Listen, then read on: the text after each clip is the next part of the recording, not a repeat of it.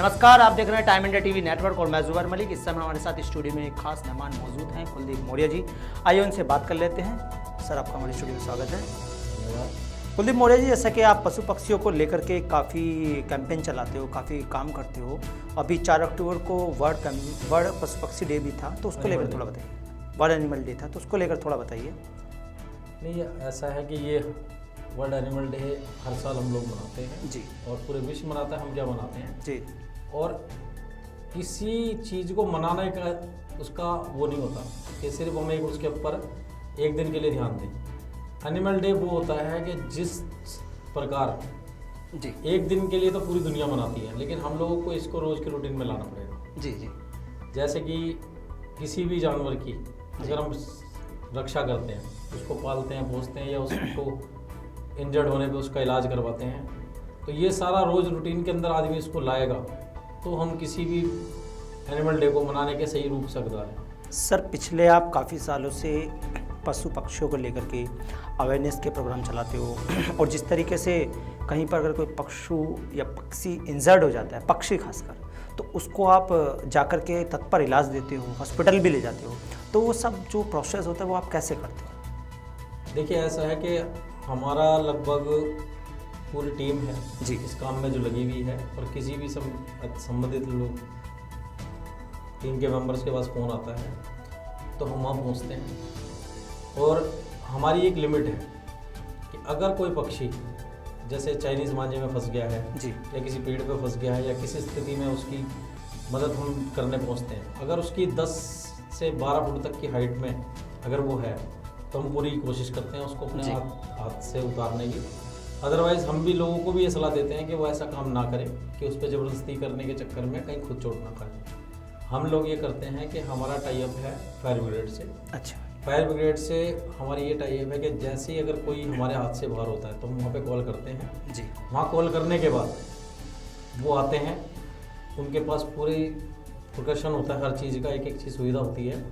फिर वो ऊंची से ऊंचाई से उतार के उसको आपको वो उतार के अपने आप हॉस्पिटल भी लेके जाते हैं। जी। और हम लोगों के पास अगर हमारे हाथ में आता है तो हम भी उसको हॉस्पिटल तक पहुंचाने की व्यवस्था करते हैं। सर, ऐसा आपने क्या देखा कि आपका मन में एक जिज्ञासा आई अंदर से कि हमें भी पशु पक्षियों को लेकर के एक कैंपेन चलानी चाहिए, इनकी सहायता करनी चाहिए? देखिए, ऐसा है कि आज बड़ी दुखी मन से कहना पड़ता है जी, कि आज से हम पीछे जाते हैं 10 साल 20 साल पहले, तो आप हमारे जैसे चिड़िया, जी, जैसे गोरैया हमारा राष्ट्र भारत का दिल्ली का स्टेट बर्ड है, गिद्ध है, जी, ये आपको ढूंढे से नहीं मिलेंगे आजकल। बहुत ना के बराबर कहीं कहीं आपको मिलेंगे।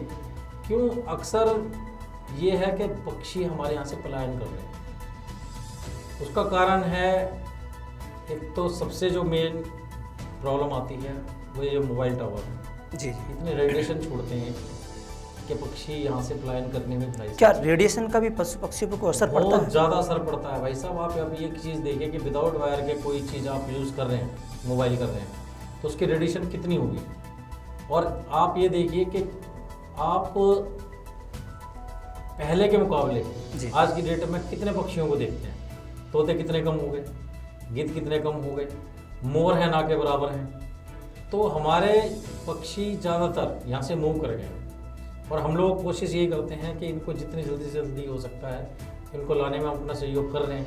कुछ हम आर्टिफिशियल घोंसले भी लगाते हैं जिसके अंदर चिड़िया आगे बसेरा करें, रहने की कोशिश करें। और कोशिश यही है कि जितनी जानवरों के प्रति हमारी जिम्मेदारी हम निभा सकते हैं, जो हमारे हाथ में है, उतना अच्छा रहेगा। सर, ज़्यादातर जो पशु पक्षी थे वो यहाँ से उड़ करके, जैसे कि कोयल पहले टाइम में काफ़ी होती थी, आज कोयल मतलब देखने को नहीं मिलती है, बहुत कमी से लोगों को मिलती है, तो वो पश्चिमी देशों की ओर प्रवेश कर रहे हैं। ऐसी क्या वजह है जो हमारे देश छोड़ के जा रहे हैं? देश का उसका कारण सबसे पहले ये कि पहले हम लोग जैसे कोई एक नॉर्मल फैमिली भी एक पेड़ जरूर लगाते थे। जी, जी, और पेड़ भी किसी फल का लगाते थे। जी। ये पक्षी ऐसे हैं जो फ्रूट के दीवाने हैं। अच्छा, जिन घरों में जैसे अमरूद का पेड़ हो गया, अनार का हो गया, इस तरीके के पेड़ होते थे, तो ये लोग वहाँ पर बसेरा करते थे। हमारे साथ स्टूडियो में एक और खास मेहमान मौजूद है, गौरव आनंद जी, जो कि एक समाज सेवक भी हैं और पशु पक्षियों की सेवा भी करते हैं काफ़ी दिनों से। आइए चलते हैं उन्हीं के पास। सर, आपका हमारे स्टूडियो में स्वागत है। सर अपना नाम बताइए और कब क्या काम करते हो पशु पक्षियों को मेरा लेकर? नाम गौरव आनंद है। जी मैं पशु पक्षियों के लिए बहुत समय से काम कर रहा हूँ। जी जैसे कि अभी हम लोगों ने पीछे देखा गया था कि कोरोना काल में जी, पशु जी। पक्षियों की सेवा के लिए कोई भी घरों से बाहर नहीं निकल रहा था। जी तो हमने उस समय भी बहुत से कार्य ऐसे किए हैं जो एक इंसानियत की मिसाल को कायम रखे हुए हैं। जैसे कि हमने घोंसले लगाए, जी हमने जो आवारा और जो स्ट्रीट डॉग्स वगैरह हैं, इनके लिए हमने बहुत से काम किए। हम लोग दूध लेके जाया करते थे। मेरा संजय गांधी एनिमल जो आपका सेंटर है, उन लोगों ने मेरा पास भी बनाया हुआ था, तो मैं रोज़ शाम को 1 टाइम या 2 टाइम निकलता था, जो कि मैं सेवा करता था। सर यहाँ सबसे बड़ा जो दिक्कत का सवाल है वो ये है, आजकल जो गायें हैं तो वो बहुत ज़्यादा रोड पर खुले में घूमती रहती है। उनको लेकर के हालांकि सरकार तरह तरह के कैंपेन चलाती है, तरह तरह के प्रोग्राम चलाती है कि मतलब गाय को सुरक्षित रखा जा सके, खाने को लेकर के, तो आपकी टीम क्या उसको लेकर के कोई वर्क करती है? बिल्कुल करते हैं जी।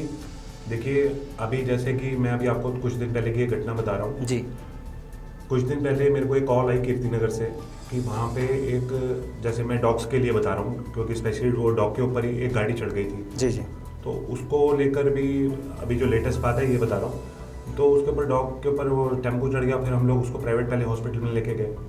फिर हम लोगों ने उसका ट्रीटमेंट के लिए आगे जो जहाँ पे भी उन्होंने हमारे को रेफ़र किया, एक नजरबर्ड में कोई एनिमल सेंटर है प्राइवेट, वहाँ पे उसका ट्रीटमेंट कराया। तो इसी प्रकार अगर जैसे गौ माता के लिए भी अगर हमारे को कोई बताता है या ऐसा कभी कोई घटना घटित होती है तो हमसे जो बन सकता है हम करते हैं। सर सवाल यहाँ ये है सबसे बड़ा कि जो गाय को लेकर के तरह तरह के कानून भी बनाए गए हैं कि भाई गाय अगर कहीं खुले में रहे तो उसको इस तरह से कानून करना है, उसको इस तरह से ले जा करके इसके लिए काफ़ी बड़ी गौशाला भी बनाई गई है सरकार की ओर से। लेकिन कोरोना के समय में सबसे बड़ी दिक्कत थी कि लोग घर से बाहर नहीं जा सकते थे। घास चारे को लेकर के इतनी ज़्यादा समस्या पैदा हो गई थी सरकार के सामने भी, आमजन के सामने भी, क्योंकि आमजन बाहर नहीं जा सकता था। अगर कोई बाहर जाता है तो आपको पता है कि पुलिस उसके ऊपर क्या कर रही थी, डंडे से एक्शन सीधा लिया जा रहा था। तो ऐसे में आपने फिर क्या किया? देखिए ये बात तो सच है कि कोई नहीं निकल रहा था जी, मगर हम लोग मैसेज के माध्यम से, व्हाट्सएप के माध्यम से लोगों से संपर्क साधे हुए थे कि हम लोग या जिसकी भी जैसी भी इच्छा है या जो जितना भी कर सकता है वो पशु पक्षियों के लिए जरूर करें जी, क्योंकि इस संसार को बनाने में, इस सृष्टि को चलाने में इनका भी बराबर का योगदान है। हम इंसान अकेले कुछ नहीं कर सकते अगर ये हमारे पशु पक्षी या हमारे जानवर हमारे को साथ ना दें। इनका भी उतना ही योगदान है जितना एक इंसानी जिंदगी का योगदान रहा है। हमारे साथ स्टूडियो में एक और खास मेहमान मौजूद हैं यहाँ पर, गुरचरण सिंह जी, जो कि एक पशु पक्षियों की सेवा करते हैं। आइए उनसे बात कर लेते हैं। सर आपका स्टूडियो में बहुत बहुत स्वागत है। सर आप जैसे कि पशु पक्षियों को लेकर के काफ़ी तरह से प्रोग्राम चलाते हैं और कैंपेन भी चलाते हैं और आप खुद उनकी सेवा करते हैं मौके पर जाकर, तो ये सब आप कैसे करते हो सर? सर देखो जी, मैं अब ट्रांसपोर्ट का काम है सर मेरा। जी जी मैं पूरी दिल्ली में घूमता रहता हूँ। जी सर। कोई घायल पक्षी, जी कोई डॉग्स वगैरह या एनिमल्स वगैरह कोई भी हो तो मैं उसको रेस्क्यू करता हूँ सर। अच्छा, मतलब जैसे आपको कोई अचानक में मिल जाए या कोई इन्फॉर्मेशन के बाद भी आप जाते हो? सर मेरे को अचानक मिल जाए तो उस पर ज़्यादा फोकस होता है। फोकस करता हूँ। और जैसे आपको अगर इन्फॉर्मेशन मिलता है सर कि वहाँ पर एक ऐसे चिड़िया है या कोई कबूतर है फंस गया है किसी पेड़ पर, किसी स्तंभ में, मतलब किसी जो पोल खड़ा होता है उसमें, तो वो तब आप कैसे जाते हो फिर? सर जैसे मेरे पास इन्फॉर्मेशन होगी तो चाहे मैं उससे एरिया से 5 किलोमीटर दूर हूँ या जी। 3 किलोमीटर, सर मैं सीधा वहाँ आता हूँ। फिलहाल तो कोशिश करता हूँ कि अगर मेरे बस में है खुद से जाके? खुद से करता हूँ जी। अगर नहीं तो सर फायर ब्रिगेड को कॉल करते हैं और वो आती है तो वो उतारते हैं। सर अगर जैसे आपके 10 से 15 किलोमीटर के एरिया में कोई पक्षी ऐसे फंस जाता है, हालांकि मौके पर मौजूद लोग सभी खुद ही निकाल देते हैं, लेकिन अगर किसी वजह से नहीं निकाल पाए तो फिर आपको कॉल आ गया कि भाई यहाँ पर एक पक्षी है फंसा हुआ है, तो फिर आप फायर ब्रिगेड को कॉल करोगे उस समय आप खुद जाते हो? नहीं सर, फिलहाल तो मैं खुद ही जाता हूँ जी। अच्छा, खुद ही जाके? खुद ही जाता हूँ जी। मैं जाके देखता हूँ जी जी क्या सिचुएशन है उसकी। जी जी तो अगर मेरे बस में हो जी तो मैं ही करता हूँ, फिर उसके बाद में फायर ब्रिगेड आती है। सर जैसा कि आपने बताया कि आपका ट्रांसपोर्ट का काम है, आपको खुद से भी कभी बाहर जाना पड़ता होगा हालांकि, हाँ जी। तो खुद गाड़ी लेके भी, मतलब हालांकि कोई नहीं चलाता ट्रांसपोर्टर अपनी गाड़ी, हाँ जी। लेकिन कभी अपनी गाड़ी आप बाहर लेके जा रहे हो, ऐसा इत्तेफाक हुआ है कि कोई पक्षी फंसा हुआ मिला हो? जी सर, मैं रोहतक में था। जी जी एक पक्षी मेरे को रोड पे घायल मिला। मैं रोहतक जाता हूँ जी, तो वहाँ से पक्षी घायल मिला। मैंने जी। अपनी गाड़ी रोकी, उसको लेके आया मैं। जी सर। थोड़ा ट्रीटमेंट मैंने रास्ते में किया अपनी गाड़ी में, जी जी। तो थोड़ा हॉस्पिटल में लेके आया मैं अपना, दिल्ली में संजय गांधी हॉस्पिटल है, वहाँ आया, वहाँ पे उसका मेडिकल करवाया, तो एडमिट करवा दिया वहाँ पे जाकर थोड़ा। सर जैसे संजय गांधी हॉस्पिटल जो एक गवर्नमेंट हॉस्पिटल है हालांकि, तो क्या सरकार की तरफ से उसमें सहायता दी जाती है, आपको उसमें भी पे करना पड़ता है? नहीं सर, मेरे को पे करना पड़ता है। अच्छा, हॉस्पिटल में, गवर्नमेंट हॉस्पिटल में जी, पे जी, करना पड़ता सर मेरे को पे करना पड़ता है। जैसे अब मैं कोई पक्षी लेके आया, है? जी जी।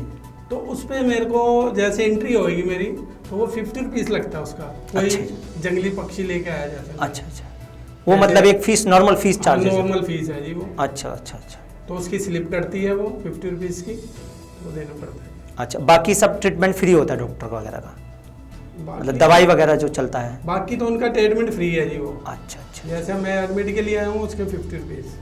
तो सर अभी तक आपने लगभग कितने पक्षियों की लगभग सेवा की होगी, जब या से कितने मैं- साल से आप इसमें हो सर, इस काम को करने में? मैं हो गया जी मेरे को 7-8 साल। अच्छा, 7-8 साल से आप इस जी सेवा सर। को कर रहे हैं। क्योंकि देखिए सर, मनुष्य की सेवा करना तो एक धर्मात्मिक काम है, लेकिन पशु पक्षियों की सेवा करना एक बहुत बड़ा काम है अपने आप में, क्योंकि हर आदमी शायद ही ऐसा हो जो इस काम को करता हो। पशु पक्षियों की सेवा मतलब उनके दुख को समझना।